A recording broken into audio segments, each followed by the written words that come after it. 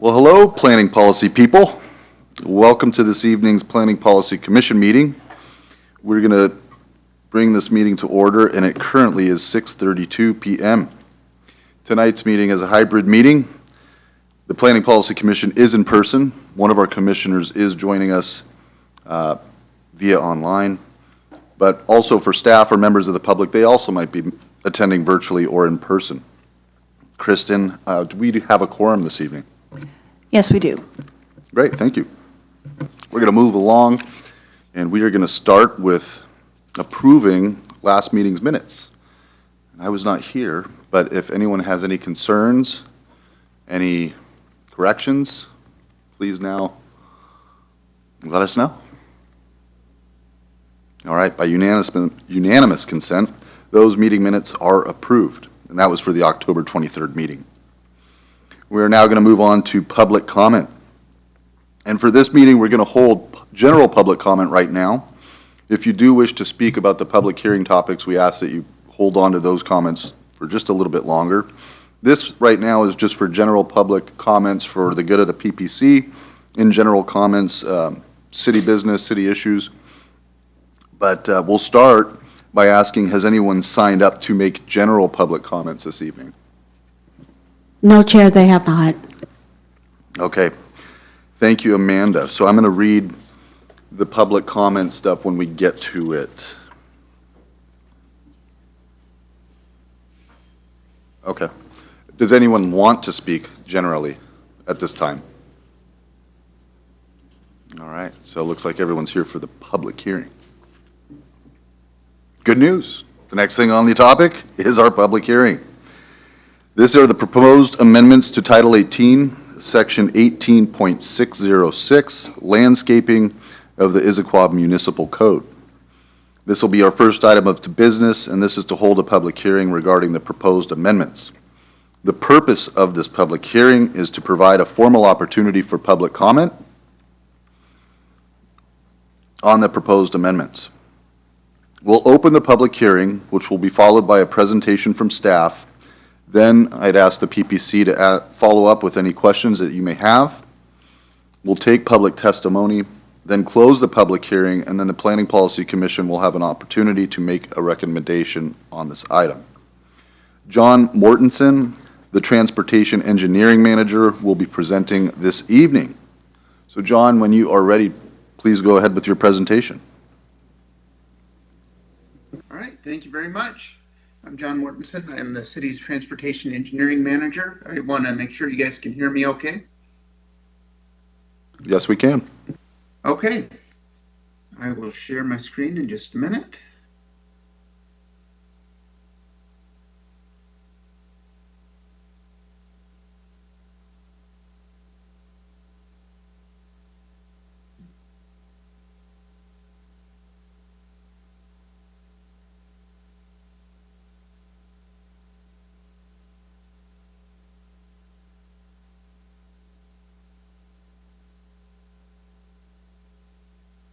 All right.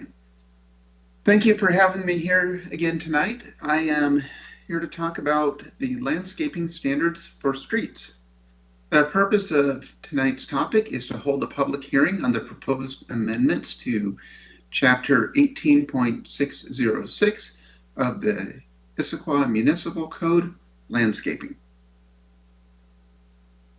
Some background on this information that I'm presenting tonight are the street standards are the standards that the city has when streets, whether privately owned or publicly owned, are they're the standards for design and construction. And inside the street standards right now, the landscaping requirements, it requires a planter strip and also references Issaquah Municipal Code 18.606 for a lot of the details. And when you combine the two requirements, right now the current standard is a landscape planter strip that is 5 feet wide with street trees that goes in between the travel lanes and the sidewalk. Right now, the only allowable deviation to not construct the 5-foot planter strip for streets is for a safety risk. Usually that would be associated with sight distance. get driveways. However, the administration's done some research and believes this is inconsistent with the Comprehensive Plan and Critical Areas Code, which the Comprehensive Plan talks about tree preservation, and the Critical Areas Code talks about avoiding and minimizing impacts to critical areas. And so the administration worked with the Mobility and Infrastructure Committee and the Transportation Advisory Board to create guardrails to revise these standards, which were presented to the Planning Policy Commission at the October meeting, the second October meeting.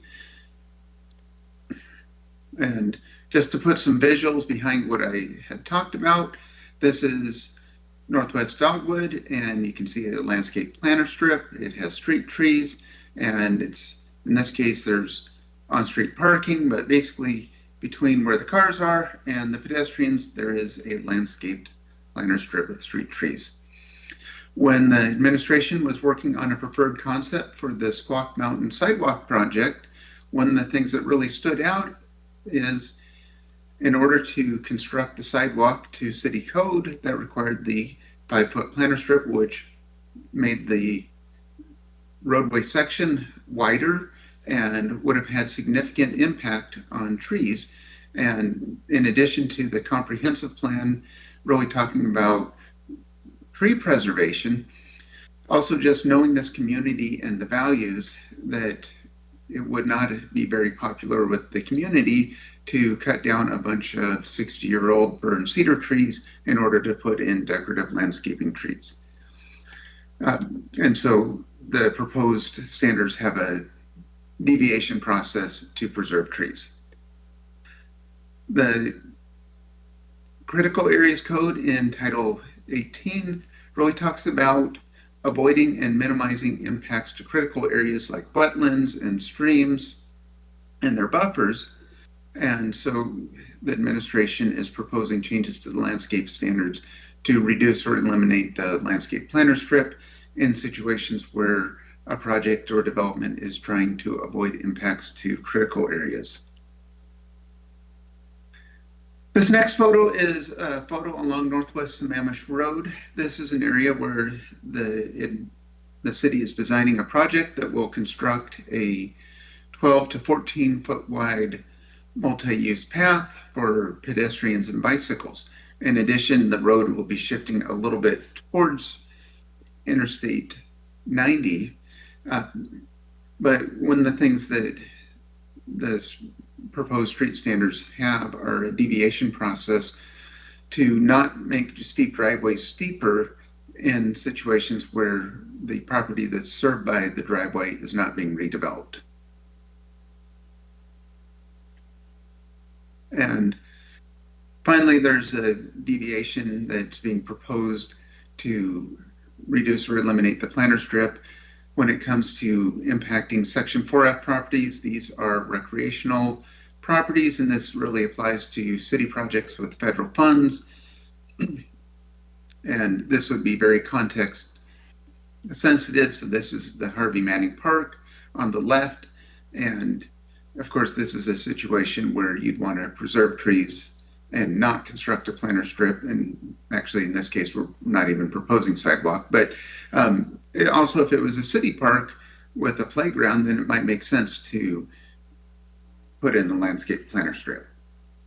And also, the administration is proposing a deviation process for rehabilitation, or not deviation process, an exemption to the landscape standards for rehabilitation projects so the city can take care of its aging infrastructure. On the left is a retaining wall on Black Nugget Road that needs to be replaced. And on the right is 190th. This is up the hill from Cougar Mountain Zoo, and the pavement has been, and the roadway has been sliding down, and so the administration needs to come up with the fix, and that is in the capital improvement plan. There's also a proposed exemption for non-motorized gaps. On the left is a picture of 2nd Avenue Northwest. This is a sidewalk gap in front of 3 parcels of land. It connects Gilman Village and Confluence Park, and it's something that the the community has asked for the city to eliminate the sidewalk gap. And right now it's a really expensive sidewalk gap with all the requirements to build it to full standard without any exemptions. Major things that we were. So what the administration is proposing is standards that were developed with feedback from the Transportation Advisory Board and the Mobility and Infrastructure Committee, which create a deviation criteria for tree preservation, protection of critical areas, driveway access, advisory board and the mobility and properties, or Section 4F, as they're called. And it would be based on the pedestrian level of traffic stress. That's a metric that comes from the WSDOT design manual, where 1 being the most ideal situation for a pedestrian, where anyone, people, young children, people with disabilities, elderly, and everyone in between would feel comfortable walking along that corridor, to 4, which is a very stressful situation for any pedestrians. And that the standard would be 2 or better, with 1 exception, and that's on the 40-mile-an-hour streets, but where the applicant would need to do a much more in-depth analysis. It would also be based on an arborist tree health and condition assessment, because there's no point in preserving a tree if after the proposed action the tree isn't going to survive. And so it's really important to make sure that the deviation process considers the health and condition of a tree. It utilizes existing definitions in Title 8T to help simplify things for the applicant. The critical areas report would be an important piece of the review process. Obviously, for driveways, the actual grade, how steep the driveway is, and for recreational properties, the recreational use. I mentioned earlier that the pedestrian level of traffic stress would need to be 2 or better in order to have a deviation approved. And the deviation process would include land use context, such as, are there a lot of pedestrian generators in the area or not? The needs for multimodal users, the roadway characteristics, equity, and costs. A 20-foot or longer full-length planter strip would be required, and on the next slide I'll show you a picture of what this would look like. This was really based on the city's standards and code for a minimum planting area is 100 square feet. If the planting strip is 5 feet wide, that means we need 20 feet of planter strip.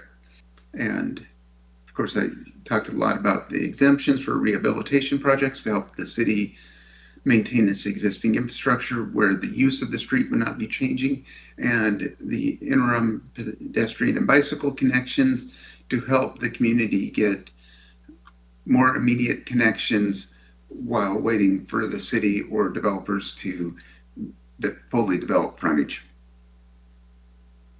As I mentioned, the planter strip needs to be 20 feet long, and so this image on the top, you can see a situation where with smooth transitions, you can fit in a 20-foot by 5-foot landscape planter strip. So in this situation where the project was trying to preserve trees, the sidewalk would have a little bit of meandering or jogging in order to get the planting strip in as many areas as possible. On the bottom of this picture, though, there's more trees, and that the sidewalk would stay next to the curb. The administration's recommendation is to approve the Chapter 18.606 landscaping amendments as presented. And timing and next steps are, this item is scheduled to go before the Mobility and Infrastructure Committee on November 24th, and tentatively scheduled for the full council on January 5th. And that concludes my presentation. All right, well, thank you, John. Appreciate the presentation. We're going to open it up right now for the commissioners to ask any questions that you may have at this point. Are there any takers?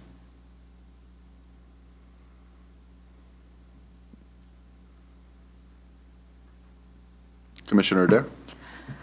So I have a question. For example, in the Second Street example you had, where you're basically bridging the gap across those 3 parcels, would that need to have that 20 by 5 foot square planting area? Because it looks like it should just go straight down, logically. Yeah, so the interim pedestrian and bicycle connections would actually be an exemption, not a deviation. So in this case, there would not be a landscape planter strip. Great. Because Thank you. it's not trying to, it's a different mechanism. So it's, I guess, did I answer your question? Yes. Okay.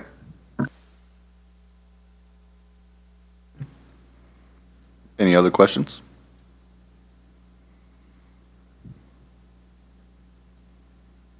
Okay. Seeing as there's no more questions, thank you, John. We will open the public hearing at 6:48 PM. In one moment, I'll ask, it does appear we have some people that would like to speak, so just real quickly, let me read some boilerplate. Comments at tonight's meeting may be made in person or virtually. For all those who would like to speak during public comments, we ask that you speak clearly and pause frequently, and please state your name before you begin to speak. If you are attending virtually by computer or by phone and would like to speak during the public comments, please mute your microphone until you have been called to speak. If you're having any technical issues, you can try joining in on another device, such as a smartphone or tablet. We do ask people that you keep your comments to 5 minutes or less. All right. Staff, do we have, well, I know we have. Who's first up to speak? Chair, no one has signed up to speak. Oh, okay. Well, I imagine we have some people in the room that would like to speak. Would anyone like to speak that's in the room? Sure. By all means, please.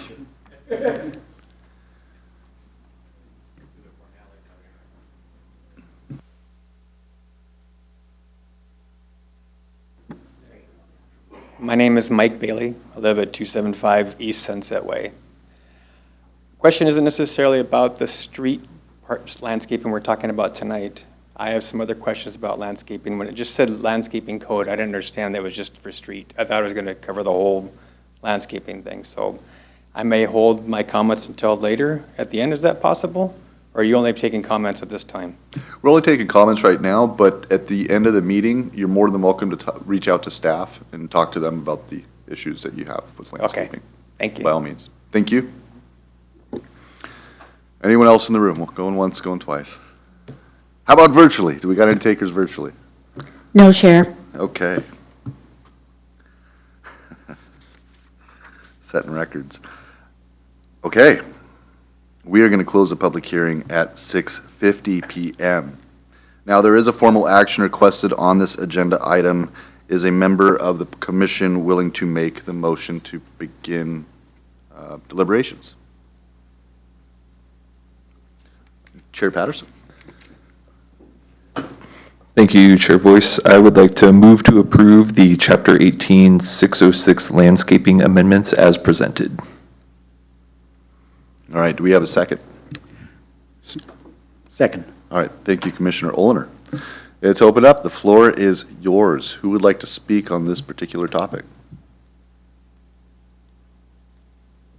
Commissioner Mulbrew? I think the lack of public comment indicates the support for this, for voting for this measure. Thank you, Commissioner Mulbrew. Commissioner Krass? Thank you, Commissioner Krass. I think John did an excellent job both today as well as we went through it at the end of October and kind of talked through a lot of the scenarios. So I feel very comfortable moving forward the way we have it. Commissioner Adair? Yeah, it all seems very logical to me, and I think it's pretty straightforward. Thank you, commissioners, and I'm getting a couple head shakes from other commissioners. I'm sorry, Commissioner Zakharoff, yes. Commissioner Zakharoff, please. Thank you. Thank you, guys. I would like to say a special thank you to John for excellent presentation. This was very it's great. It's great to see the visuals and to understand where exactly everything should go and how it's going to work. That's probably one of the reasons why there are not that many questions and people are in agreement, because thank you. Thank you for a great presentation. That was my only comment. Great comment. Thank you, Commissioner Zakharoff. And I'm sure John likes to hear it from all of us, too. Anything else?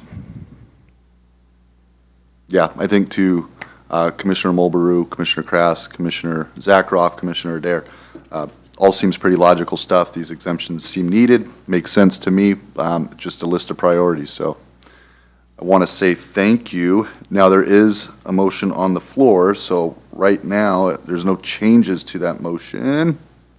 So I can just ask for a vote. Phone a friend. All in favor of the motion on the floor? All in favor say aye. Aye. Thank you, Commissioner Zakharoff, and thank you, all of you. So that was unanimous. That can pass and move along. You get what you wanted? Good? Okay. All right. Thank you, John, again for the presentations. Appreciate it. And we are now going to move along to our next item of regular business. And this tonight, we have Stacy Vin McKinstry, Sustainability Manager, and she's going to walk us through the Issaquah Climate Action Plan. This is an update with proposed amendments and proposed actions. So when Stacy, when you are ready, please go ahead. Looks like we got some IT over there.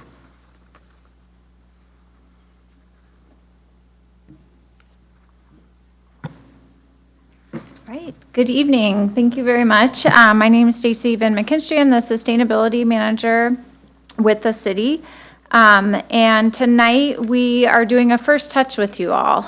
We are in the process of updating the Climate Action Plan and would like to get some initial feedback to bring back to the Environmental Board as we begin working on revisions to this plan. Tonight, I'll provide a little bit of background as well as an update on the Climate Action Plan progress and how we're doing in terms of implementation. And then I will review some proposed revisions to the land use actions that came out of a committee process held this summer. So following overview of the ICAP implementation, I'll give you a little bit more detail around the process we're using for our update.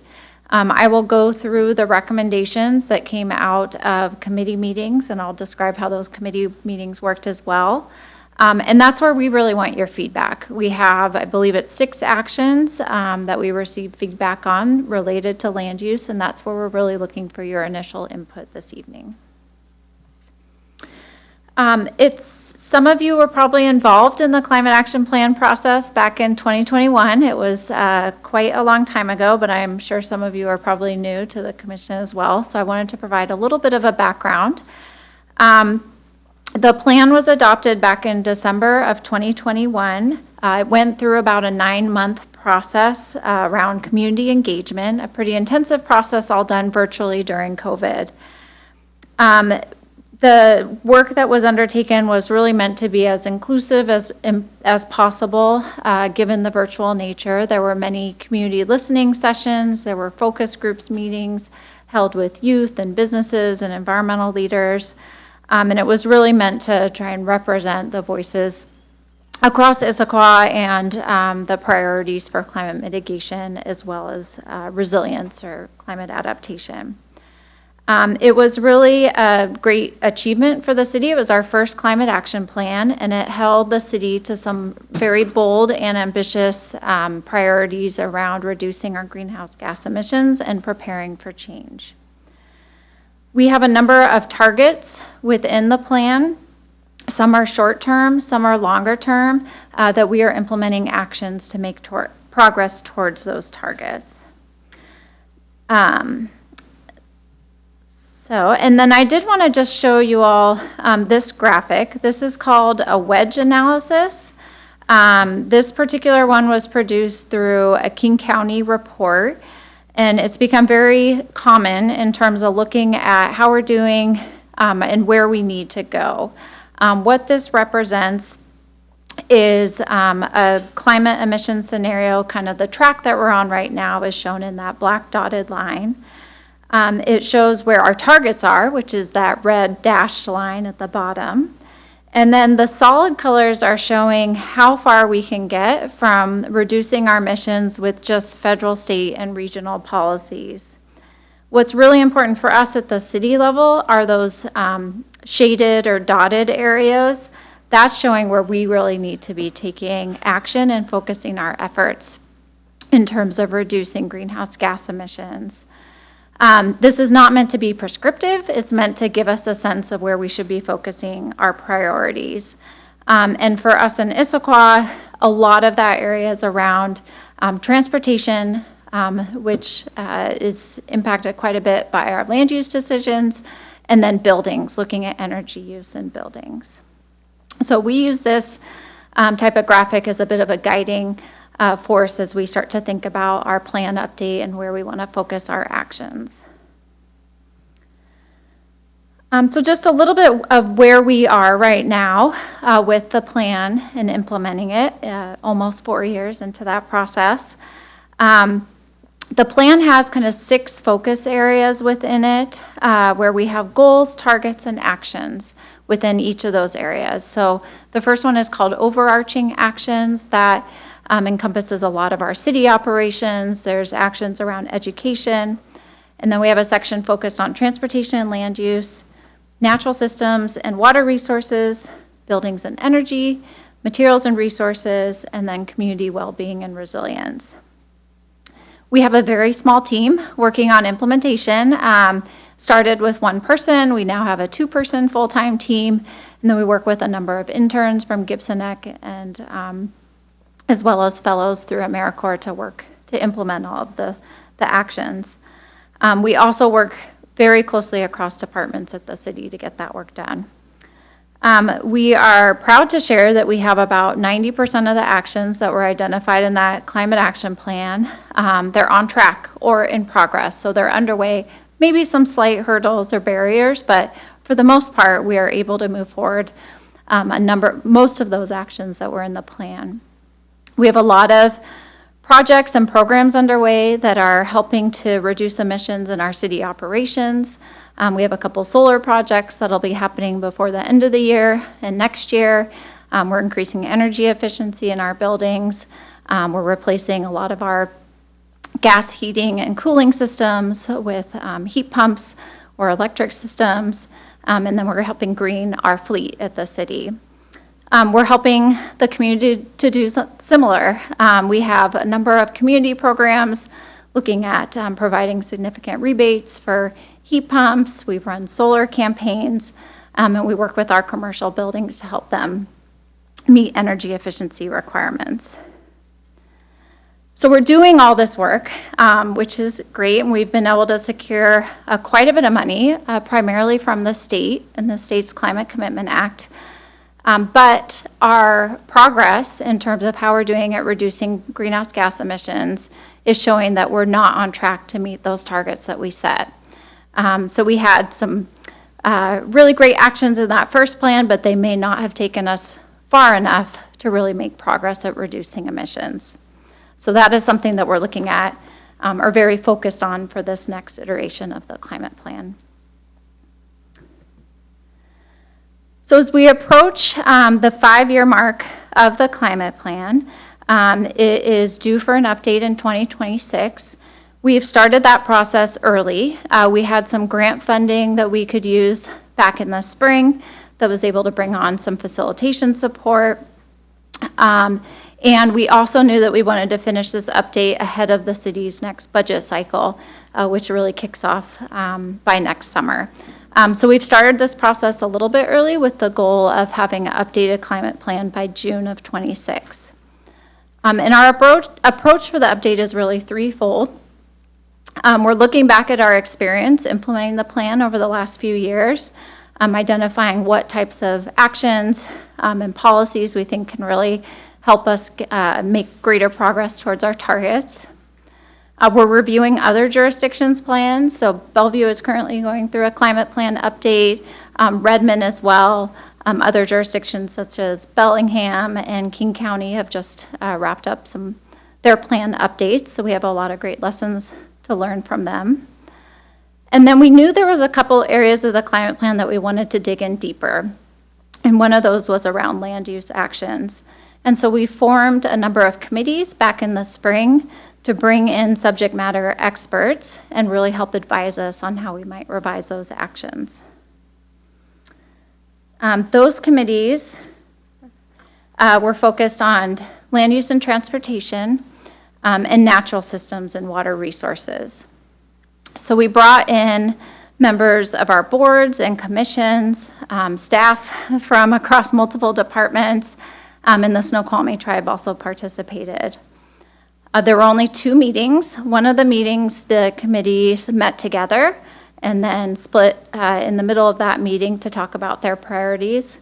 And then in the second meeting, the committees met just to focus on their area of expertise. They shared goals, objectives for updating the actions in that area of the plan. They looked at what the current actions were in the plan. They looked at other plans and examples our consultants had pulled in, and then they provided back feedback. So this is just a snapshot of those committee members. Again, this is the combined between those 2 groups, the land use and transportation and the natural systems. So we had quite a few folks participating across those, and we did have Katia, a representative of the Planning Policy Commission, participate. So next I wanted to just provide a high-level summary of the recommendations that came out of the Land Use and Transportation Committee. And then what I'll move into is I would really appreciate kind of a reflection on what you all heard or what the committee shared and your own thoughts or reactions and reflection on that. And then we'll move into specific actions where there was a recommendation coming out of the committee discussion, and we would like your feedback on those recommendations. So for our land use, it was a combined land use and transportation committee. They looked at the actions in the plan related mostly around adoption of e-bikes, electric vehicles, and land use.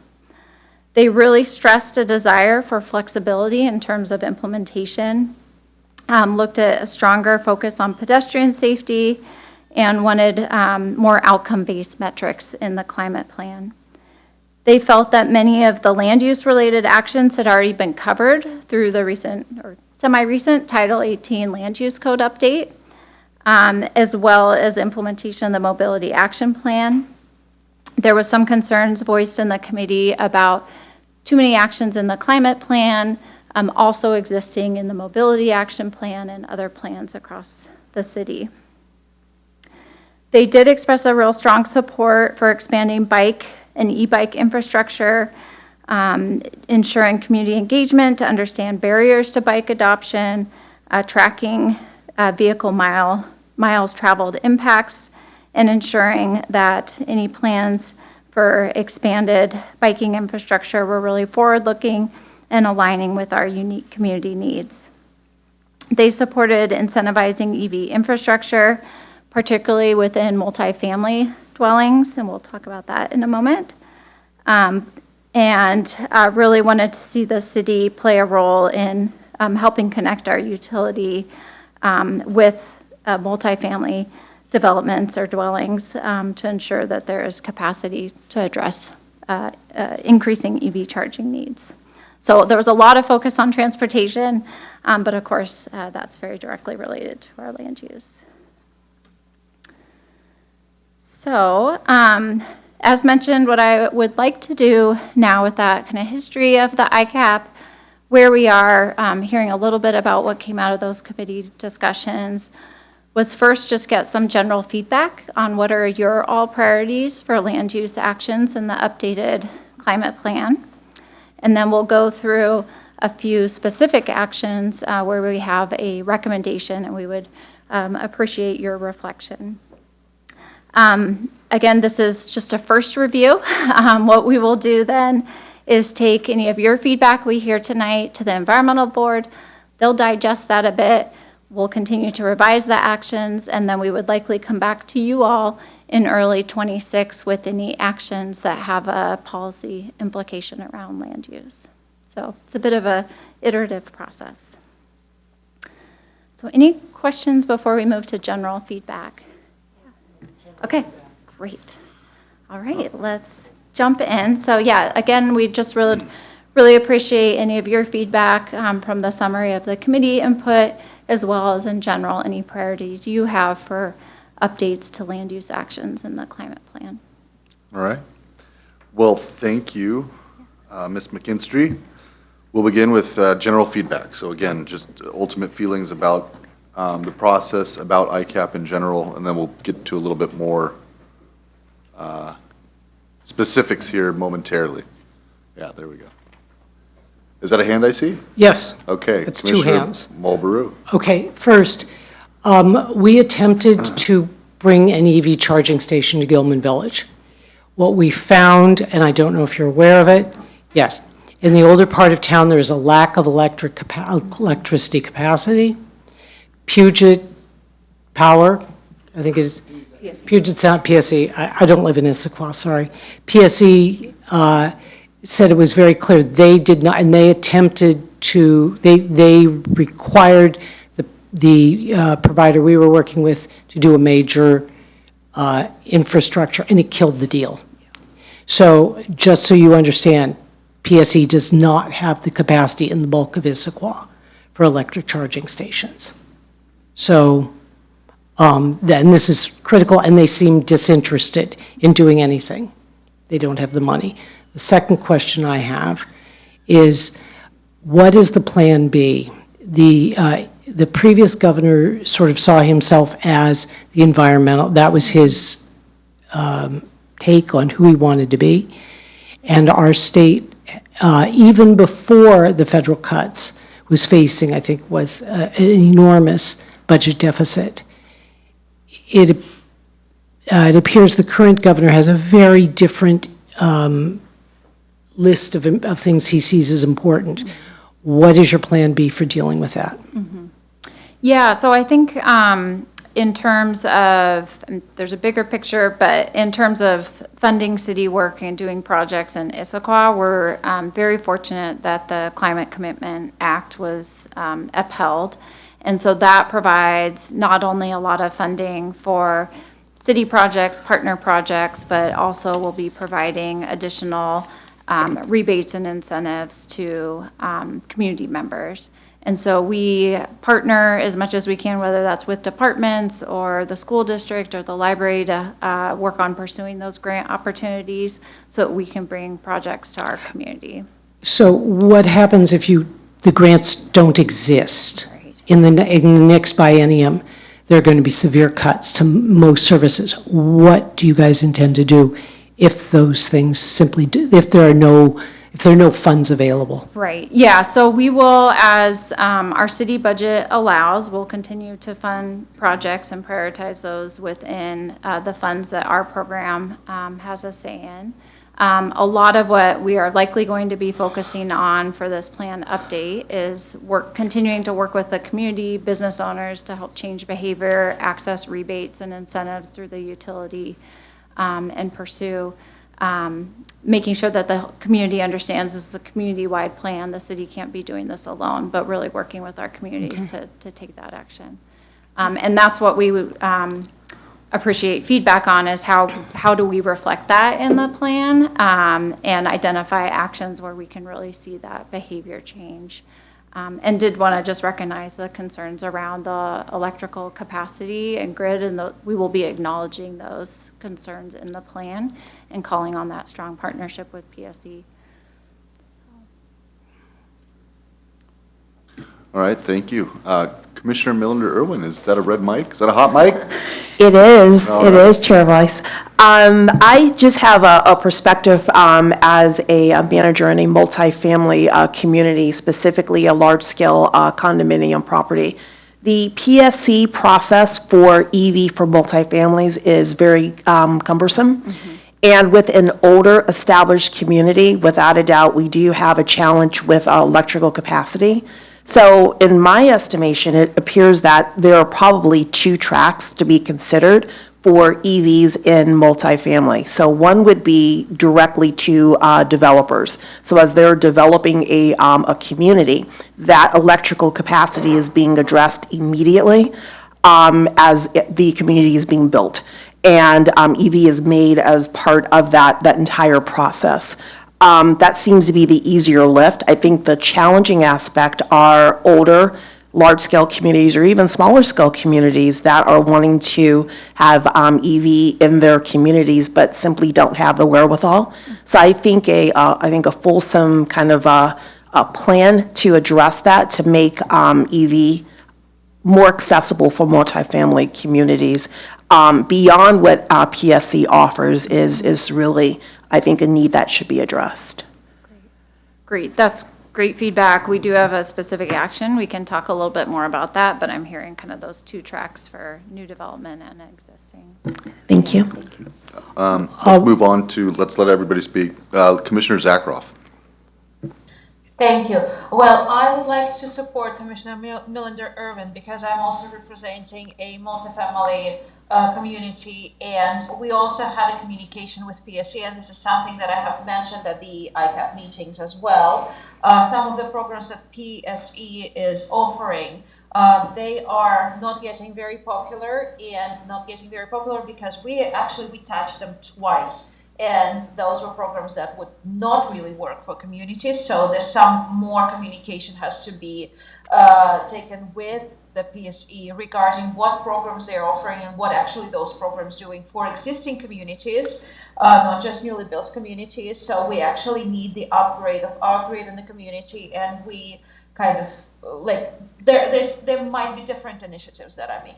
That is the first thing. Another thing is, of course, I've had a lot of conversations in the past months about our climate action plan and the education of the major contributors to our emissions, which are the residents of the city and, cars and buildings are the major contributors. So residents need to understand what role they're actually playing, and not many people really think about that, and not many people know what they can do to make things better. And then another thing that I would really like us to think about, it's not only rebates or tax rebates that are important, because many people cannot simply afford upgrading their buildings or upgrading their cars. So there's some programs should be there for grants. And going back to Commissioner Moll's comment, we do not currently probably have funds for that. So we need to be creative. So those are my comments, and those comments, I think I had very similar comments during the ICAP meeting. So I just wanted to repeat them for the commission. Thank you. Thank you, Commissioner Zakroff. Commissioner Krass? Hi. I have a question. There's two projects being built. They're both townhouses. One's 19 units, one's 29 units. They're both down near the Safeway. And they're nice. They're all between $1 million and $1.5 million. So do we have any learning? Do we know if they're doing EV charging in those? And if so, what learnings do we have that tipped the developers to say, yes, it's worth building this into the cost structure? I think one of them even had it on a sign saying EV ready. I wasn't sure if that meant they just put a plug in there or they did something special. So any learnings that we have of the things that are kind of currently in the process, albeit at the higher end, may help understand what the market will take care of, or how that process works so far. That's a good question. I don't know specific to that project. I'll look to your staff liaison. Yeah, I know. Yeah. Over on 7th. And there's one one on on Locust and 7th. one on 7th. There's one on 7th, And then there's one right near the school. The one in the school's 29 units. Right. And then the one on 7th, I think is 19. Yeah. Wow, they move fast, too. I'm very impressed. Yeah, they did. They move very fast. They are required, there are two different levels of EV, and I can't recall, one is to be EV ready, so you can go in and just plug it in. You're ready to go. And the other, we had a long conversation about this. So. But the EV, I'm curious. And then there's Yeah. the EV. Is EV ready? Give some definitions if you can. Does that mean a plug? I don't have A anything 240 in front of plug, me. or is that? One means that you can come and it's set up so that you can come and install the plugs. The other one actually installs the plug for you, it's ready to go. But I believe that right now, our multifamily projects, our new multifamily projects are required to be the ones that you can set it up. Right, like the It doesn't wall. have the plug in there. EV ready. But EV ready, Right, thank it's you. like the plugs and all the conduit and everything's already in the Right. walls. And then, like you said, there's like 3 tiers, from what I Right. remember. And then the actual one where the plug is in the wall. Exactly. Yeah. So they're not required to have the plug in the wall. They're required to be EV ready. Right. I'm just curious, not just what's required, but what they're doing. Because it'd be interesting to see if they say, wow, our customers want this, we're building this in. Sure, it may cost an extra $500 when we're building out the garage to have this set Yeah, up. the city had really high requirements that exceeded the state. The state got ahead for the EV ready, and then we've caught up to the state. And so I think that will be a question, and we have a proposed action, is do we increase even further the requirement for multifamily in particular to get at that new development? And that could be either EV ready, which is you just need to install the charger. There's also the third option, which is EV capable, where I believe just the conduit is in. Redmond passed a 100% EV ready requirement. I believe it went into effect in July, so we're curious to see lessons learned from that. So I don't know those two projects, how far they've exceeded the state and city requirement, but that'd be it. We can look, there are requirements, but your second question is interesting because, you're wondering if they're EV capable, how many have actually gone in and employed that? And our code hasn't been in place long enough to be able to go back and find out, but I think that's a really But I think interesting there's, question. if you don't mind, a couple other questions on this topic, because it'll help with our learning. Can I continue? Can I speak? Oh, this is just a follow, this is related to that same question. All right, and then I want to make sure we get Yeah. to It's- Commissioner Matthews and It's Commissioner not, Dare before we start. I on think this. it's valuable to say, yes, we understand what the requirements are. I think the things it'd be great to find out from the city talking to the developers are, what are they doing? Are they doing above on that? And then are they, and if they can give any information of what the extra cost was. So I think those are help influence when we start making decisions of what we require a developer either for multifamily or single family, understanding what's already been happening, what the costs and the decisions. I think that would be helpful. Thank you, Commissioner Krass. I want to make sure everybody gets the opportunity to talk. Clearly, there's some people that are very passionate about this, but let's make sure we get everybody in the conversation. Commissioner Olener, Commissioner Matthews, Commissioner Dare, we haven't heard any of you speak. Would any of you like to speak on this? All right, we see Commissioner Dare grabbed it first. She's got a hot mic. So this is not EV related, but I just wanted to ask and maybe bring to your attention the adoption of solar by commercial. One thing from when I moved, we had in LA a lot of commercial buildings putting solar panels over their parking lot, which kind of served a double service, right? They provided energy and they also protected from the rain and the elements. So, and it just occurs to me there's a lot of commercial buildings with a lot of flat roofs. So that just might be something to look at and investigate and see if we can explore. Yeah, and not only the protection from the elements, they're a great cooling mechanism and help reduce that urban heat island. So yeah, that's something we're definitely interested in, so yeah. All right, let's go with Commissioner Matthews, and we'll round it out with you, Commissioner Thank you. Olener. I'm going to go off of Commissioner Milner-Irwin and Zakharoff regarding the multifamily existing units. The electrical capacity may not be the only limitation. They may not have spots. There may be visitor spot limitations. Since there's so many condo units or multifamily housings close together, I was wondering if there was a way where they could share, because these HOAs probably don't talk to each other, but it may be an opportunity to use shared street frontage or something where they could actually share on the cost, because it can be very expensive to bring, extra electrical into an existing complex, but may not on the street. So that might be something to think about, is having them share costs and actually do it street frontage instead of within a complex. Yeah, that's a great suggestion. Thank you. Thank you. Commissioner Olner. Just to build on Commissioner Matthews' comment, I think geographical distribution is essential. And so, we don't want to have 3 or 4 developments within a very tight geographical area, all with EVs, and then have another portion of the city where it's basically an EV desert. The other point I wanted to make was just from an anecdotal standpoint.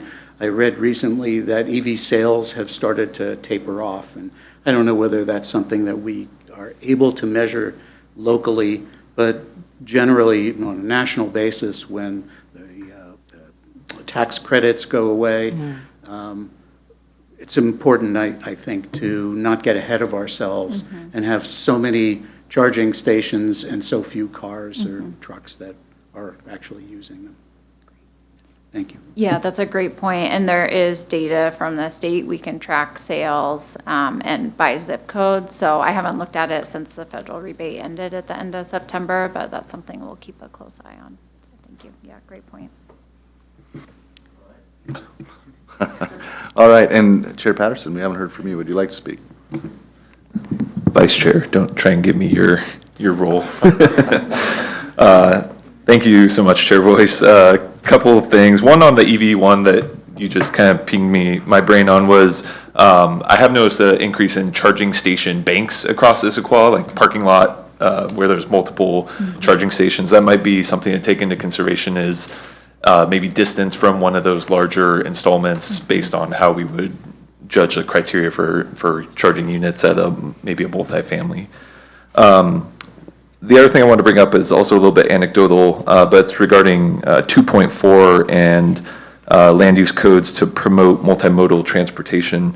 One thing I have recently observed is in multifamily developments in Newcastle and Redmond is condos, townhouses, apartments that have a bike storage room. So if you imagine you go in, there's like 2 racks stacked on top of each other with multiple slots to park a bike. As someone that lives in a condo with mine mounted on a wall, I think that having the opportunity to store them in a room meant for that, where they're not only secure but easily accessible and not in your living space, would be a great opportunity.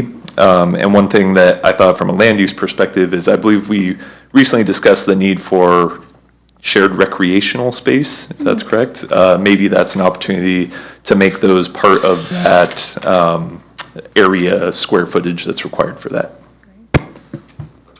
Excellent. Thank you, Vice Chair Patterson.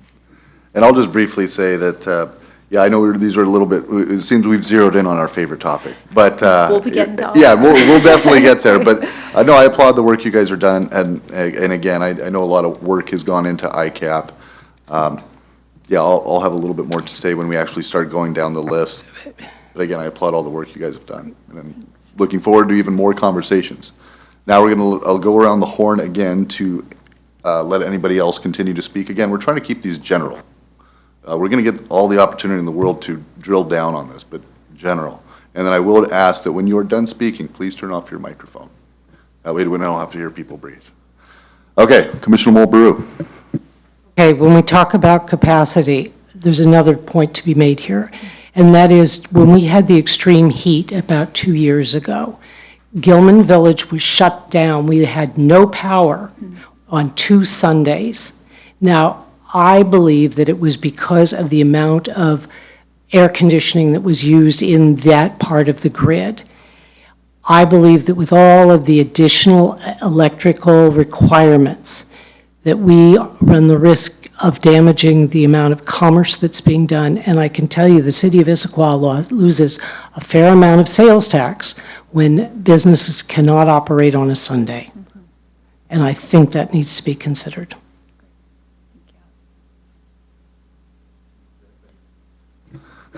Thank you, Commissioner Mulbrew. Again, any other general comments, and then we'll start drilling down on everything. That's okay, Commissioner Adair. Okay, this might not be the jurisdiction, so feel free to correct me, but I just want to put on the radar, I love electric bikes. My husband loves his electric bike, but there is a lot of misuse of electric bikes right now. So just to put on the radar that we should also be concurrently developing perhaps regulations around the use of electric bikes and perhaps the age of people riding electric bikes. That's all. You are not alone. That was quite a discussion, both at TAB and the Environmental Board, and incorporating a safety aspect into any actions around e-bikes. And there's language working its way through council as well around that. Yeah, I feel like we had a conversation about e-bikes, and we were talking a little bit about how you regulate these things. Again, they're a new phenomenon, but yeah, having people, going 15 miles per hour, people are walking, it could be quite dangerous. And then also people leaving them areas, leaving them inappropriately. How do you keep them? You see some of the Lime bikes in Seattle that have been vandalized. So yeah, clearly that's going to end up being on staff's work plate one day. Yep, just anecdotally, someone almost hit my 5-year-old going like 25 miles per hour in front of the community center. And then it happened to someone else's 5-year-old too, so it's, yeah. Yeah.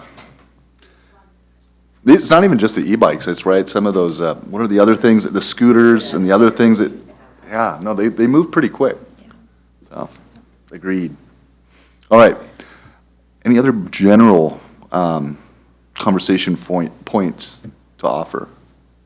Now I believe we're going to get into some specifics. Great. You all have teed up most of what we're going to discuss the rest of the night. And again, this is kind of a first touch, getting those initial reactions, feedback, and then any actions related to policy, code change, we would be bringing those back for further review. So what we've done here is we presented kind of a summary of what the current action is, and then what the recommendation or potential recommendation is for a change. So the first action that focused on land use, transportation, was looking at incentivizing dense, mixed-use, transit-oriented development. I think a lot of the committee discussion felt that this had been accomplished in some ways in the Title 18 update. And there was a recommendation to maybe step back and instead have some more general language that looked across not just these specific topics currently identified in the action, but across city code in general, and making sure that there's kind of a climate advocate or lens that's applied to those city codes. So it'd be a little bit more of a general statement about ensuring that climate, sustainability, environmental protection are considered in those city codes, and holding staff accountable to working with our planning department and other departments to ensure that happens. So that was a recommendation to kind of take a step back, not a step back, but a step up, I guess, and look a little more broadly at what this action was. So just curious for any reactions to that, concerns. All right, again, we want to try and do a round robin, but, okay, let's go this way, right? So let's start with Commissioner Krass. We can come back to. Okay. I'll be Vice Chair brief. Patterson. So I agree with the view, but I do have a question on how you measure. So you went from things that are measurable to words that are not measurable, or maybe you have some ideas on that. So if you could share how you could say, yeah, we did a good job because we hit A, B, and C. What are your thoughts on that? Yeah, great question. We are actually going to have another committee forming that's going to be focused on metrics. And one thing we've talked about is for each of the focus areas, such as land use and transportation, instead of having a metric tied to each individual action, we may be considering a set of metrics that looks overall at how those actions are being implemented. But for this one in particular, it could look at if Title 18 is updated, were there specific actions that strengthened the climate lens, such as when we revisit the sustainable building requirements, and kind of what that process and progress that we made in those updates would be one way to measure this. But we will be developing those metrics in the coming months as we shape the actions. Commissioner Olner? Commissioner Matthews? Commissioner Millender-Irwin? Commissioner Adair? Commissioner Mulberry? Vice Chair Patterson? I know, but I thought we were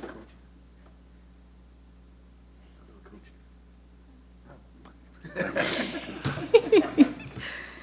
All right. Vice Chair Patterson, nothing? See what happens when you miss one meeting? Okay. All right. Were you able to get what you needed? Yeah, I think Stacy? just potentially some concern that it might not be measurable, maybe too general. So just being cautious if we do look at revising this, and that we have something that we could show progress on, essentially. So, yeah. Oh, and I apologize, Commissioner Zakharoff. You know, you're this big on my screen, and so I often miss to call on you. But did you want to mention anything? I know you don't have the Simpson hand up. Okay. No problem, no problem. Okay, thank you, Katya. Okay, let's move on to the next point. All right, and then the next action was very focused on incorporating sustainable design standards in city code. We did that through the Title 18 update. We incorporated a LEED Platinum requirement for buildings of a certain size. There is a commitment by the city to revisit that. That's on the work plan, where I think in particular we're looking at expanding certification opportunities, recognizing LEED is one way to certify a sustainable building. There are others, some that are less expensive than that process. So we'll be having those discussions in the new year. And so we felt that this had been essentially accomplished and is already planned for improvements next year. And so one of the recommendations was that if we were to generalize that previous action, this would be considered as part of that. So as we're going through any other additional improvements to Title 18, we'd be making sure that there's a strong climate sustainability lens applied to those updates. All right, well, we can start at the other end of the bench this time. Commissioner Mulberry. Okay. Commissioner Adair. Commissioner Millender-Irwin. All right, Commissioner Matthews. Commissioner Olner. There we go, there's a comment. There we go. I support the notion of having alternative measures other than LEED Platinum. We're going through this with the food bank now, and it's, we're nonprofit, trying to develop a property and serve clients in the community. And LEED is an expense, a significant one, given the scale of the project. So I support that notion. Thank you. Thank you, Commissioner Olner. Commissioner Krass? Vice Chair Patterson? Okay, I'll just double down on Commissioner Olner's comment. Yeah, there's different avenues to get where we want to go. So again, having an expanded template that people can choose different ways to get that certification or get a similar certification makes sense to me. So, I know you all just want to get to EV charging, multifamily, and yeah, e-bikes. There's more to almost come. there. Yeah, okay. I think this one, and then we'll get into those. So we have current action 2.4 that's focused. I actually skipped one, sorry. That's focused on implementing the missing middle housing ordinance. There was a recommendation to maybe consider that a little bit more broadly around language that improves density, walkability, as it relates to benefiting climate mitigation. And then, or another option would be just to continue to emphasize the need to implement the current ordinance. So kind of mixed feelings, mixed reactions that we had to any revisions to this action. But curious if you all feel like we should continue to advance an action around implementing missing middle housing, or if you think there's an improvement we could make on that action. All right. Send it back the other way, Vice Chair Patterson. And you can always come back if you don't have something when we. Yeah, go ahead and come back to me. I'm thinking of how to phrase this. For sure. Commissioner Krass? Commissioner Olner? Commissioner Matthews? Commissioner Milner-Irwin. Commissioner Adair.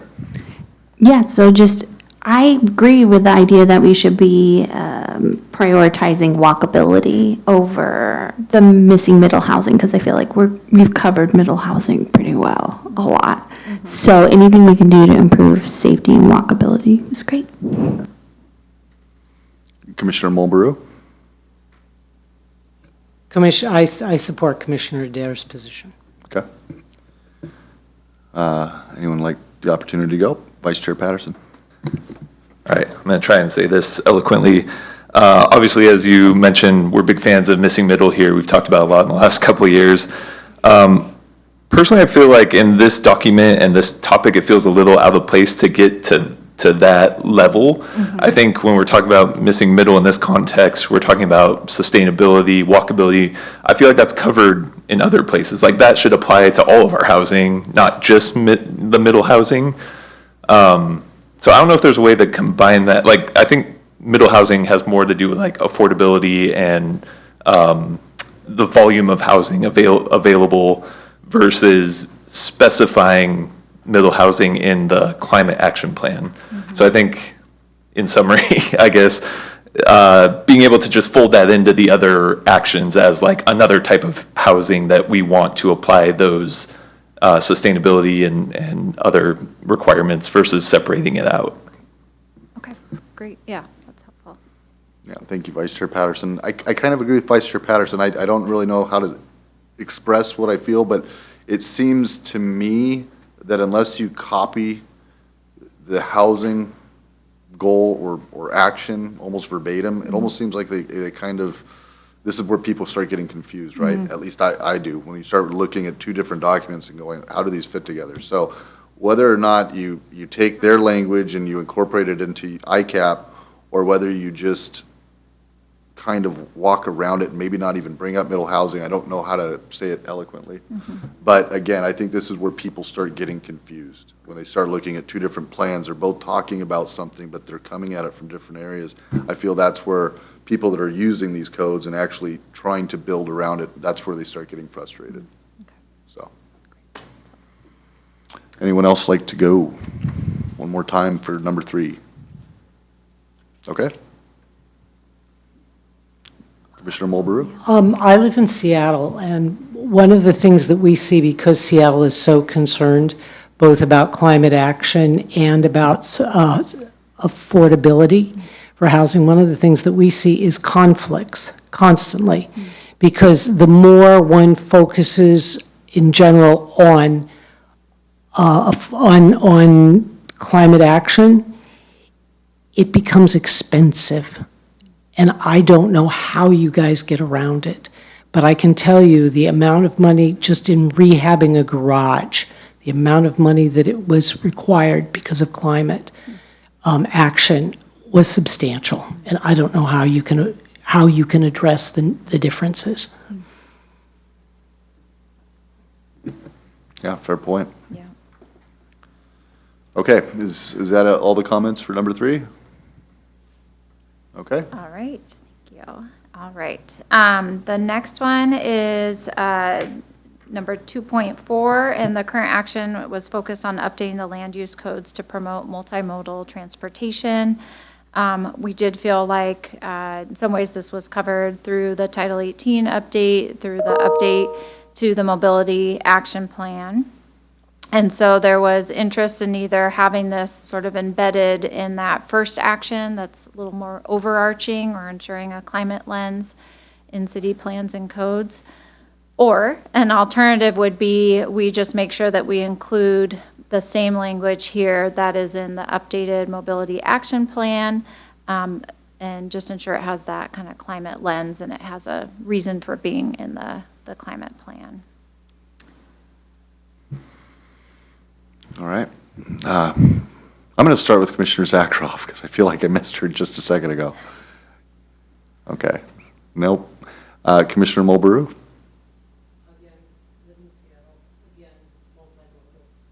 Dealing with multimodal transportation. I also happen to work in a part of South Lake Union where we have every vehicle known to man going past us, including people on feet. And two of the things I would suggest, One, before a bike lane is added, make sure it's needed, because I can tell you from the people who live on 75th that they lost a traffic lane to a bike lane, and they needed that traffic lane, and the bike lane never gets used. This is over on Northeast 35th. The other thing is that when you introduce many different many different modes of transportation, and you're crossing in front of cars, make sure that what you do is when those are built, allow for many different rates of movement, perhaps having stoplights for pedestrians crossing, because I'm sure somebody's going to get killed leaving our parking lot at my office. It's only a matter of time. Maybe not killed, maybe just severely injured.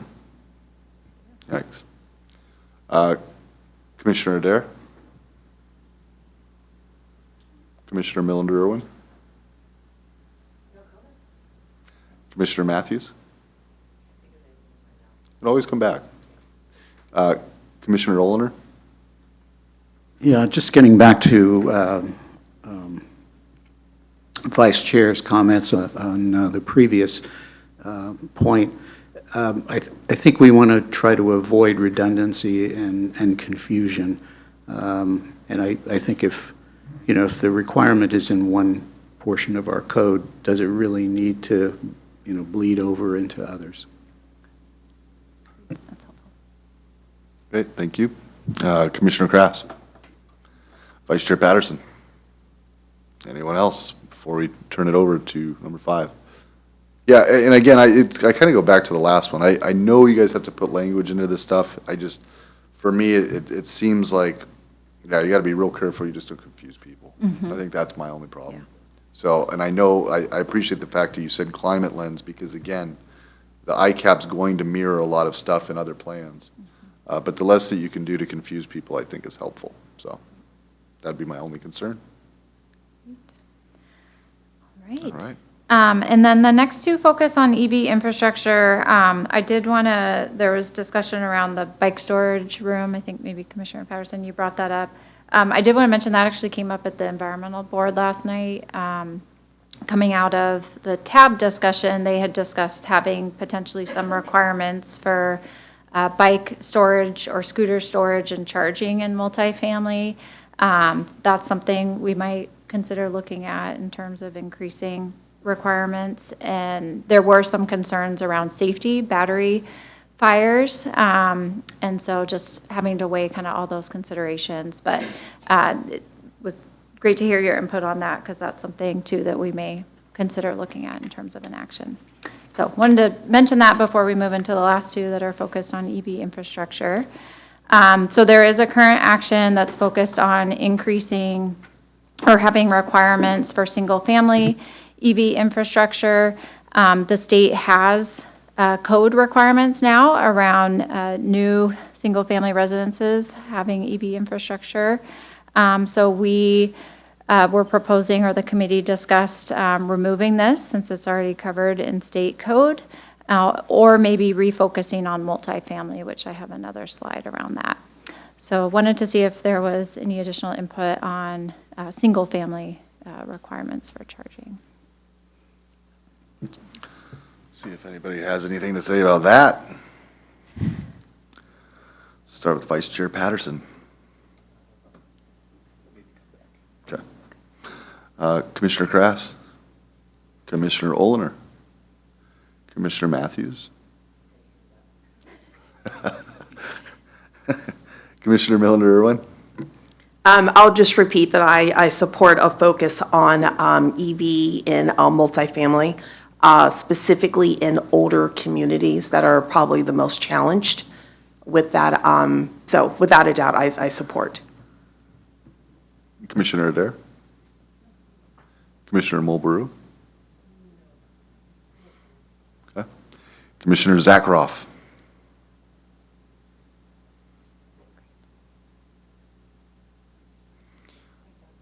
Yeah, I think that was a no. Okay. If I understand this correctly, Stacy, this is the idea that they actually want to see action on single family? The There was an action to pursue requirements around EV charging in single-family residence. That has been done at the state level. There's state code around that now. So we feel like that action's completed, essentially. And I know there's limitations on what the city can impose on single-family I think residents. this one, to me, is similar to the multifamily. I think we just stay with the state, especially with the housing industry right now being flat. This is something that we could always look back. I mean, obviously, this is going to be a plan that gets updated along the way. But yeah, no new burdens at the moment. Okay. Commissioner Krass? Hi. So on single family, I agree that let's not add any burdens, but then let me flip it the other way, is like, are there any carrots that we would want to look at? For example, speedier permits or less, just cheaper permits if they do certain things. Once again, help push that farther without putting more burdens on there. So I agree, adding more for single family, someone building or remodeling is hard, but maybe let's look at carrots as well. And that was around single family, or is that multifamily as well? Okay. Yeah, thank you, Commissioner Krass. That was something I actually had in my notes, is like, for certain things right now, just with how flat the economy is, and especially one of the backbones of, one of the pillars of the American economy is the housing industry. Now seems like a better time to incentivize rather than require or regulate. So where we can, I still think, we move forward with our goals, but I like what you said. Yeah, carrots right now. Sticks can come later.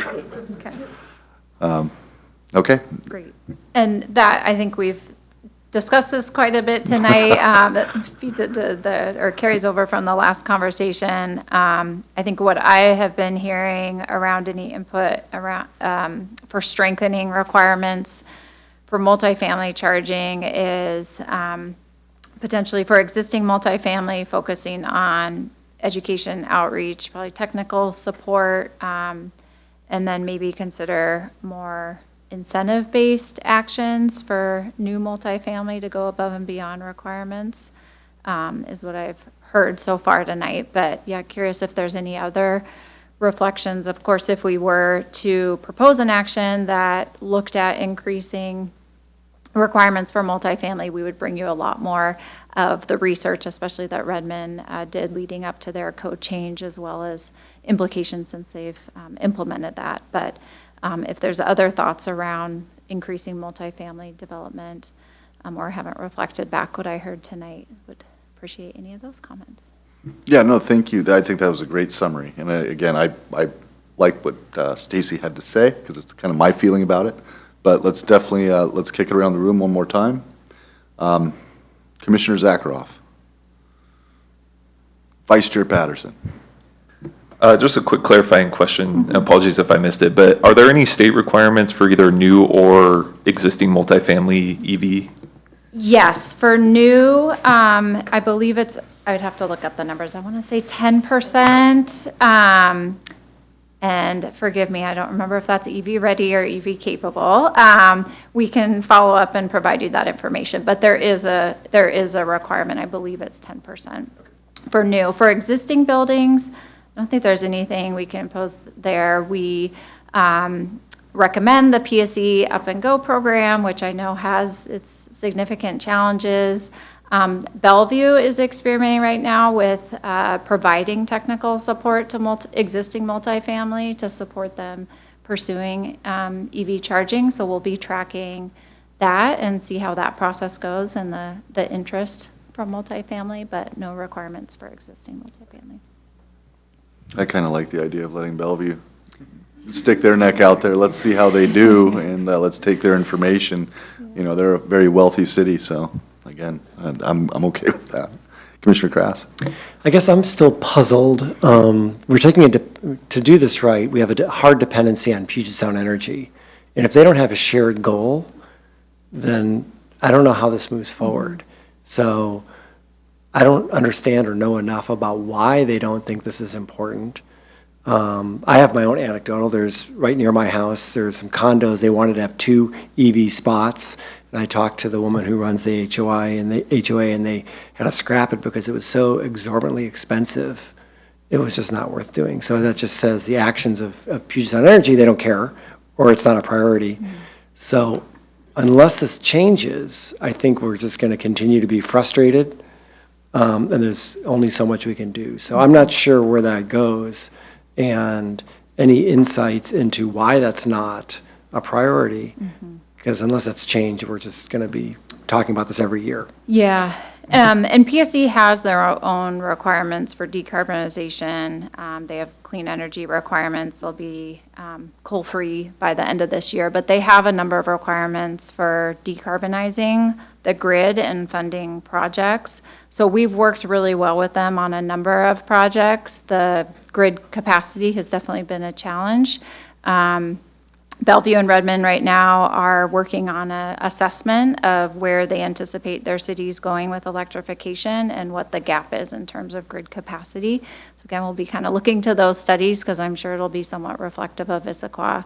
But I do know it has been a priority of Mayor Pauley to be working with PSE, raising the concerns, raising the issue that happened with Gilman Village and the falling through of a big charging project there, as an example. And so that's something we'll be working with the new mayor too, to build that relationship and be continuing to encourage PSE and work with PSE to build out that capacity. But yeah. Thank you, and I'm going to do something a little odd. I'm going to jump over to Commissioner Mulberry because Gilman Village was brought up. Do you have anything you want to say? It was mentioned earlier, yeah. One other thought. Would the city perhaps create a voluntary times to charge your EVs?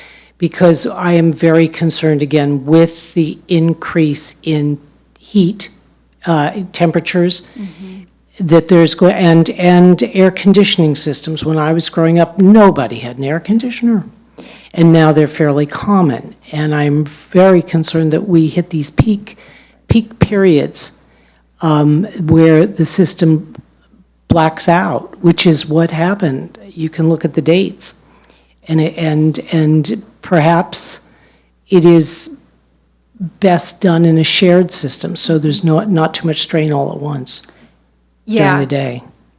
Great question. PSE has a couple of programs, both for home heating and cooling as well as charging, where residents can enroll in the program. They have to connect their equipment, and then during major electrical demands, PSE can lower your thermostat, for example, or maybe not have you charging your vehicle then, and then it will start charging in time when the grid isn't at being hit so hard.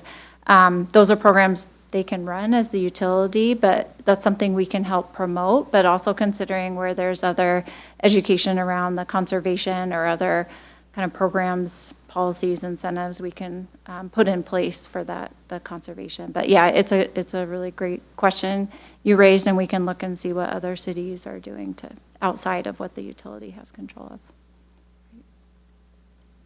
of. All right, Commissioner Adair? Commissioner Miller-Irwin? I just want to say thank you for a great presentation, very comprehensive, and also allowing us to give a comment on the EV charging stations in multifamily. It's something I'm pretty passionate about, so thank you very much. I second that. Commissioner Matthews? Okay. Commissioner Olner? Okay. I think Commissioner Krass had already went, so, yeah, I kind of concur with the rest of the group. I'd like to see the multifamilies kind of stay at the state level until things simmer down. But I think that's it, Stacy. And hopefully you got what you were looking for and enough information that you can take back and continue to work on what you guys are doing with the ICAP. Yeah, thank you very much. Very helpful feedback. We'll be taking all the input tonight and sorting through it, working on a summary for the environmental board and then the revised actions. As I mentioned, I think we'll probably try and come back in 2026 with any actions that have a policy implication related to land use. And so you'll have a chance to see those before anything moves to council. And then in the meantime, if there are other ideas you have, feel free to send those our way, or any follow-up from tonight and what we shared. That was a real small snapshot of the ICAP, but the ones that we felt was most relevant for this group. So, thank you. Excellent. Well, thank you again for the presentation. Like Commissioner Millender-Irwin said, fantastic job. Very comprehensive. And I'm sorry, did Commissioner Zakharoff, I did ask. I can only join the rest of the team and thank you for the great presentation and yeah, thank you. All right. All right. Well, thank you. Okay. That concludes our regular business for this evening. We are now going to move along to council updates, and I'm looking to Kristen to provide any, if you have any. Good evening. I actually have quite a few updates tonight, council-related and other. So first of all, we had a big night at council the other night. I think we took 4 or 5 items from our department to council. We did just recently update, we try and do this annually, updated our land use application and permit fees. That was approved. Updated fire fees were approved. Our comprehensive plan and the food bank rezone were approved on consent. There was sort of congratulations and a pullout from that. They highlighted it. They also approved, I think that many talked to you all about the Bellevue College development agreement and the potential extension. And council, after a very long discussion, voted to extend the development agreement for the 19-acre parcel for 2 more years, which gives, and in those 2 years, the college is required to go out and do community outreach to figure out what they can do on that site. Had the development agreement not happened, they would not be able to do residential out there. And right now, they may be able to do it still with council approval, but they're going to go out and do outreach and see what the community really wants. There was some misinformation out there that was where the high school wanted to go, and that was cleared up, that was not the issue. This was not about putting the high school there. It was about extending their development agreement.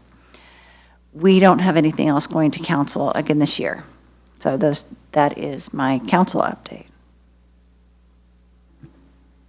All right. Sounds good. Are there any other updates to provide? Yes. All right. So as a reminder, we do not have our second meetings in November and December because of Thanksgiving and Christmas holiday. We may not have our first meeting in December.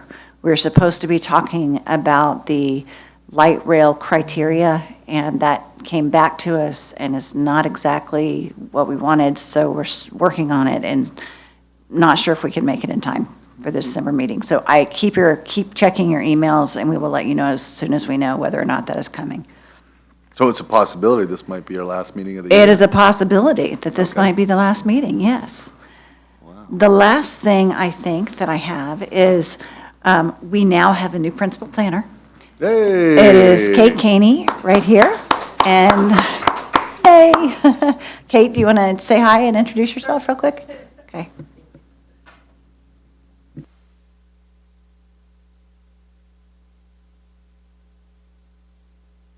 Okay, great, thank you.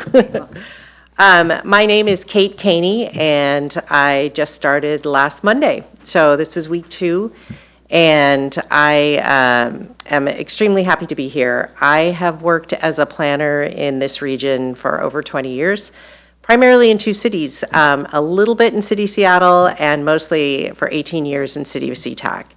I left City of SeaTac as principal planner after managing the major comprehensive plan update there. And we did a lot of things that I think you all went through. So I'm very familiar with Washington State's requirements, PSRC, King County, and that overall context of growth and equity in this region. I also am familiar with station area planning in SeaTac. There are actually 3 light rail stations that serve that city, and I was there long enough to see them all built. So that was pretty exciting. I know that this city is waiting for and preparing for a new light rail station. Really excited to start helping this city, bring any knowledge that I can to expanding access and opportunity, and just maximizing, the great things that can come from stationary planning. I know that I'm not the transportation planner, but so much land use goes on in that it's really great. I also spent a long time working on a city center plan. CTAC had a plan from 1999 that we were updating and looking at Central Issaquah and, the issues and opportunities there. It's really exciting for me to look at that. So much great work here, and it's so beautiful in Issaquah. I don't live here. I actually live in Ballard. Maybe one of your commissioners does or is around there. I've just enjoyed being here. Kristen has been amazing, showing me around the city, and I'm really wowed by all the plans and action plans that you have and strategies. And so my hope is to come up to speed as fast as I can and to help supporting you and the city as you do this important work. My favorite thing is to go out into communities and work on visions and implementing those visions to maintain and enhance the places people love. So really excited to do that work with you all. That's it. All right, well, welcome, Kate. That's fantastic. And it is Kate with a T, correct? Yes. Okay, I thought I heard that. Yeah, well, welcome. Issaquah is very fortunate. We have a deep bench of tremendous talent on our staff. I'm sitting next to two fantastic people, and again, welcome to the city. That's great. You bring a lot of knowledge, and yes, we are going to need some help with that light rail they keep talking about. Okay, I believe that is it for announcement. Does anybody have anything for the good of the order they'd like to present before we close this out? Nothing. All right. We're going to adjourn this meeting of the Planning Policy Commission this evening at 8:03 p.m. Have a good night.